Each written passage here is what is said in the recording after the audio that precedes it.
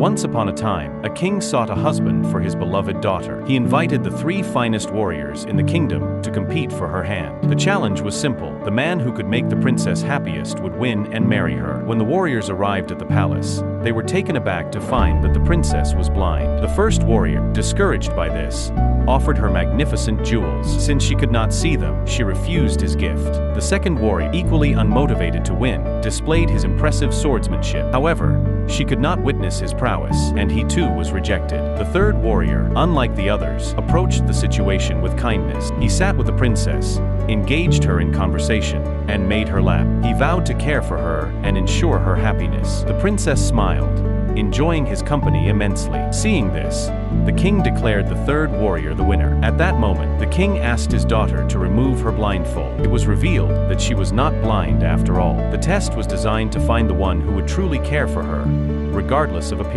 In a bustling bakery, an elderly woman took her time selecting pastries. The line behind her grew restless, a businessman tapping his foot impatiently. A young girl whispered to her dad, "Why is she taking so long?" The dad chuckled. "Sometimes people need a little extra time, sweetie." He knelt down to her eye level. "What if she can't see very well?" Girl's eyes widened in understanding. "Can I help her?" The dad smiled. "That would be wonderful." The girl skipped to the front of the line. "Excuse me, ma'am, would you like some help choosing?" The woman's face lit up. "That would be lovely, dear. My eyes aren't what they used to be." Together, they picked out pastries, the girl's enthusiasm rekindling the woman's joy. The impatient crowd watched, a sense of shame creeping in. The businessman mumbled an apology, then offered to hold the woman's tray as she paid. The simple act of kindness transformed the atmosphere from one of frustration to one of understanding. The little girl, with her innocent question, reminded everyone that sometimes the smallest gestures can have the biggest impact. Subscribe and see you in the Billy, an energetic 8-year-old, bounced on the balls of his feet, eyes glued to a commercial on TV. A giant Krabby Patty oozing with cheese filled the screen, capturing his full attention. Mom, can we please get Krabby Patties for breakfast? He pleaded. Honey, not today. We have soup. She responded as she stirred a pot of soup. Despite her response, Billy couldn't let go of his craving. For days, he begged every time he saw a commercial or heard a mention of the delicious Krabby Patties. Finally, payday arrived. Mia held up a few bills, a smile on her face. All right, how about we celebrate with Krabby Patties tonight? She offered. Billy cheered with delight. They picked up their greasy goodness and headed home. On the way, they saw an old homeless man shivering on a park bench. Billy's gaze shifted from the man to his Krabby Patty, a conflict brewing in his young heart. Billy stood before the old man, offering him his Krabby Patty. "Bless you, son. Are you sure?" The man asked, his voice trembling. Yes, sir. You need it more than... A girl walked into a restaurant and saw Kingpin sitting at a table full of food. She asked, "Sir, can you spare some of your leftovers?" but Kingpin grumbled. "I'd rather throw them out than give them to you, filthy pig."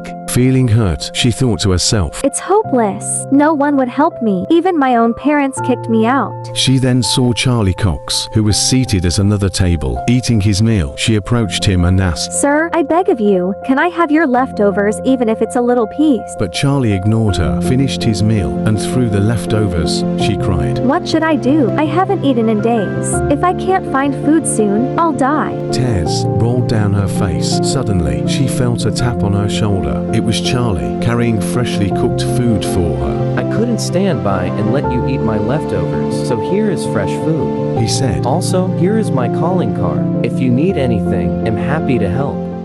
In a bustling port city, children struggled to survive, scavenging for food and shelter. The wealthy ignored them, but an old pirate, Captain Elias, couldn't. Known for his daring adventures, Elias had left the seas behind, vowing to use his treasure to help those in need. With the help of his wife, Miriam, he started a program to aid the children, asking others to join him by giving money or labor, but no one came. His old pirate crew refused, saying, "We're done with your noble quests." For weeks, Elias worked alone, growing disheartened as his efforts seemed futile. Then, one morning, over 100 people arrived at the dock, carrying gold, food, and supplies. Elias was stunned. These strangers revealed that years ago, during a great war, Elias had smuggled them, then just children, across dangerous waters to safety. Miriam had secretly sent them letters about his program. They had come to repay the pirate who had once saved their lives. Together they transformed the city, giving every child a home, food, and a future. Moral: a CEO decided to raise every employee's salary to $70,000 a year. even cutting his own $1 million paycheck to match. Experts said it would ruin the business, but the opposite happened. The company doubled its workforce and tripled its sales. More importantly, lives were transformed. Employees who once struggled were buying homes, starting families, and living with less stress. When pandemic hit and sales dropped, they stepped up, voluntarily taking pay cuts to save the company. Once business recovered, the CEO repaid every penny. In gratitude, the team came together and surprised him with a new car. This story shows that when you put people first, success follows. Leadership is about more than profit. It's about making a difference in the lives of those around you.